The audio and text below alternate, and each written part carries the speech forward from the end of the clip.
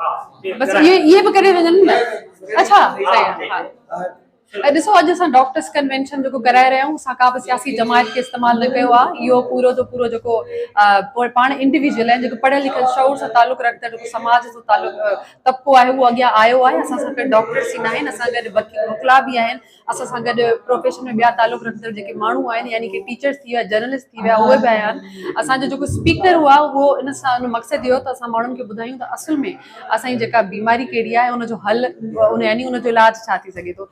त पहिरीं माण्हुनि खे सेंसिटाइज़ करणो हुयो। सेंसिटाइज़ करणो हुयो त असां जेका केनाल आहिनि जे ठाहिया वञनि था त उहो असांजी सिहत ते, असांजी इकोसिस्टम ते, असांजी बायोडाइवर्सिटी ते कहिड़ा असर विझी रहिया आहिनि। त केनाल ठहिया वेंदा आहिनि पोइ बि सिंध में 50 खां वधीक % इहो जो ख़ुश्क साली जा आसार ॾिठा विया आहिनि। ऐं उनखां बाद में तव्हां ॾिसो त असांजा जेके ॿेला आहिनि जेको 500 एकड़नि ते मुश्तमिल हूंदा हुआ हाणे वञी 50 एकड़नि ते बि वञी न बचिया आहिनि ऐं टटे जी ज़मीन आहे अॻ में ई समुंड खाई वियो आहे। त इहे जेके मसा जेकॾहिं असां हाणे न ॿुधिया त हिकिड़ी क़ौम जेकॾहिं ख़तमु थी वई त तव्हां छा ॿुधायो त हीअ जस्ट असांजे मथां ज़ुल्म थो अचे या क्लाइमेट चेंज सिर्फ़ु छा सिंध में हूंदो, क्लाइमेट चेंज आस पास रहंदड़ सभिनी क़ौमुनि खे डिफेक्ट करे थो। जस्ट उहो मसइलो सिंध ताईं न हूंदो, सिंध सां जुड़ियल जेके ॿिया मुल्क आहिनि जेके ॿियूं बॉर्डर्स आहिनि उन्हनि में बि इफेक्ट थींदो।